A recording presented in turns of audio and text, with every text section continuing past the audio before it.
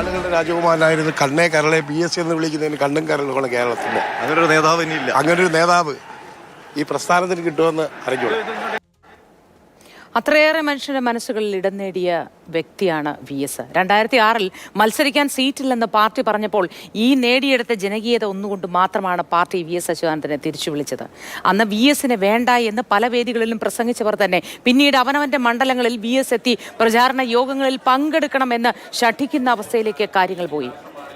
TS ഹരീഷ്ണ നമുക്കൊപ്പം തുടരുന്നുണ്ട്. ഹരീഷ്ണ, ജനകീയതയുടെ മുഖമായിരുന്നു. പലപ്പോഴും പാർട്ടി തള്ളിപ്പറഞ്ഞ ഘട്ടങ്ങളിൽ പോലും ജനങ്ങളെ കൊണ്ടോ പാർട്ടി പ്രവർത്തകരെ കൊണ്ടോ പാർട്ടി നേതാക്കളെ കൊണ്ടോ നിങ്ങളെ ഈ പാർട്ടിക്ക് ആവശ്യമുണ്ട് അല്ലെങ്കിൽ നാടിന് ആവശ്യമുണ്ട് എന്ന് പറയാതെ പറയിക്കാൻ VS അച്യുതാനന്ദന് പല ഘട്ടങ്ങളിലും കഴിഞ്ഞു എന്നതാണ്. 82-ാം വയസ്സിൽ 13 ദിവസത്തെ നിരന്തരമായ തെരഞ്ഞെടുപ്പ് പര്യടനത്തിലൂടെ 65ഓളം സമ്മേളനങ്ങളിലാണ് പങ്കെടുത്തത്. 65 വേദികളിൽ ഘോരഘോരം പ്രസംഗിച്ച വ്യക്തി. അത് ആ പോരാട്ട വീര്യത്തിന്റെ അടയാളമല്ലാതെ മറ്റെന്താണ്?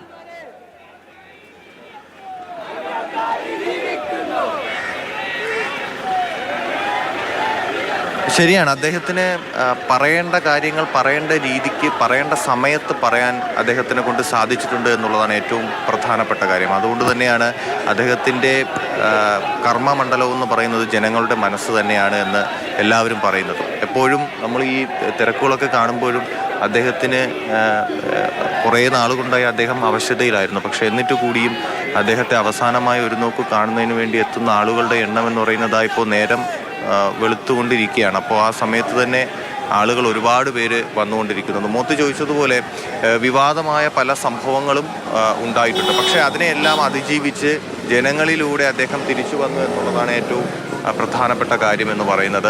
ഈ പാർട്ടി സമ്മേളനങ്ങളുടെ കാര്യങ്ങൾ നമ്മൾ പറയുന്ന സമയത്ത് തന്നെ ഏറ്റവും ഓർമ്മ വരേണ്ടത് അദ്ദേഹം പാർട്ടി സമ്മേളനത്തിൽ നിന്ന് ഇറങ്ങിപ്പോയ ആ സംഭവങ്ങളും മറ്റുമൊക്കെയാണ്. നമ്മൾ അന്ന് അത് റിപ്പോർട്ട് ചെയ്യുമ്പോൾ ഇപ്പോൾ അന്ന് ഞാനത് റിപ്പോർട്ട് ചെയ്തിട്ടില്ല, പക്ഷേ നമുക്കൊപ്പമുള്ള കണ്ണൻ നായരൊക്കെ അത് റിപ്പോർട്ട് ചെയ്തിട്ടുള്ളത് ആണ്. അതുകൊണ്ട് തന്നെ അവർക്ക് അതിനെപ്പറ്റി കൂടുതൽ കാര്യങ്ങൾ പറയാൻ ഉണ്ടാവും. എന്നിട്ട് ആ കാര്യങ്ങളൊക്കെ നമ്മൾ അന്നത്തെ പാർട്ടി സമ്മേളനവുമായി ഇറങ്ങിപ്പോക്കും ആ വിവാദവും കാര്യങ്ങളൊക്കെ നിങ്ങളൊക്കെ എങ്ങനെയാണ് അത് ഓർക്കുന്നത്?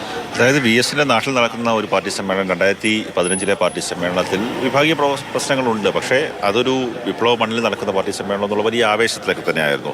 രണ്ടാമത്തെ ദിവസമാണ് VS ഉദ്ഘാടനത്തിൻ്റെ രണ്ടാമത്തെ ദിവസം 11:15 VSന്റെ വണ്ടി പുറത്തേക്ക് പോകുന്നു.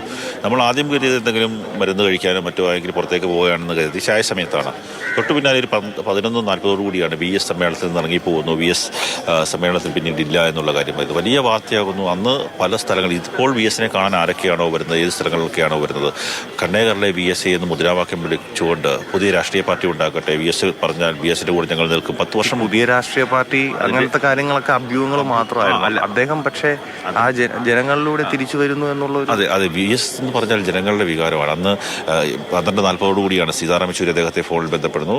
അത് അന്ന് നിരാകരിക്കുന്നു. അതിനുശേഷം പ്രമുഖരായിട്ടുള്ള നേതാക്കന്മാരെല്ലാവരും അദ്ദേഹത്തെ അനുനയിപ്പിക്കാൻ ശ്രമിക്കുന്നു. പക്ഷേ അടുത്ത ദിവസം പുലർച്ചെ 3:15 അദ്ദേഹം തിരിച്ച് തിരുവനന്തപുരത്തേക്ക് പോവുകയാണ്. വലിയ രാഷ്ട്രീയ കോളിലൊക്കെ ഉണ്ടാക്കി ഒരു രാഷ്ട്രീയ ഒരു സമ്മേളനമായിരുന്നു. ഒപ്പം തന്നെ അതിനു മുമ്പ് 2005 മലപ്പുറം സമ്മേളനത്തിൽ പൂർണ്ണമായും അദ്ദേഹം ഇല്ലാതായ ശേഷം 2006 ഒരു മുഖ്യമന്ത്രി സ്ഥാനം കിട്ടില്ല എന്ന് പ്രതീക്ഷിക്കുന്ന സമയത്ത് ജനങ്ങൾ ഇറങ്ങി ചെന്നിട്ടാണ്.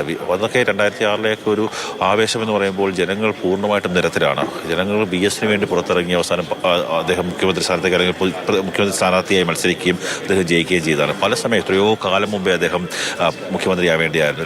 96 കണ്ണേ കരളെ VSA ഞങ്ങളുടെ നെഞ്ചിലെ റോസാപ്പൂവേ. അതെ, അത് തന്നെയാണ് കാര്യം. ഓരോ മനുഷ്യൻ്റെയും ഹൃദയത്തിൽ ഒരു VSന് എപ്പോഴും ഒരു സ്ഥാനം ഉണ്ടാകും. നമ്മൾ ഉമ്മൻചാണ്ടിയുടെ കാര്യം പറയുന്ന പോലെ VS എന്ന് പറയുന്ന ഒരു മനുഷ്യൻ 2 അക്ഷരം വലിയ രീതിയിൽ ജനങ്ങളുടെ മനസ്സിൽ കുട്ടനാട്ടിലേക്ക് എത്തുന്ന സമയത്ത് അല്ലെങ്കിൽ ആലപ്പുഴയിലേക്ക് എത്തുന്ന സമയത്ത് അവിടുത്തെ ചില ആൾക്കാരുണ്ട്. അവരൊന്നും വലിയ പാർട്ടി നേതൃത്വത്തിലേക്ക് എത്തുന്ന ആൾക്കാരൊന്നും ആയിരിക്കില്ല. പക്ഷേ അവർക്കൊക്കെ തന്നെ ഉള്ള വികാരം എന്ന് പറയുന്നത് VS ഒരു തവണ സംസാരിക്കുക അല്ലെങ്കിൽ അവരുടെ എന്തെങ്കിലും ചെറിയ കാര്യങ്ങളുടെ ഒരു അല്ലെങ്കിൽ അവർക്കൊരു അവരുടെ മനസ്സിലേക്ക് ഒരു രാഷ്ട്രീയം അല്ലെങ്കിൽ ഒരു നിങ്ങൾക്കും ജീവിക്കാൻ അവകാശമുണ്ട്, ഈ മണ്ണിൽ ജീവിക്കാൻ അവകാശമുണ്ട് എന്ന് കർഷക തൊഴിലാളികളെ കയർ തൊഴിലാളികളെയൊക്കെ തന്നെ പഠിപ്പിച്ചു ഒരു നേതാവാണ്. പറയേണ്ട കാര്യങ്ങൾ ആരോടായാലും പറയേണ്ട സമയത്ത് പറയേണ്ട രീതിയിൽ അത് തീർച്ചയായിട്ടും പറയേണ്ട രീതിയിൽ.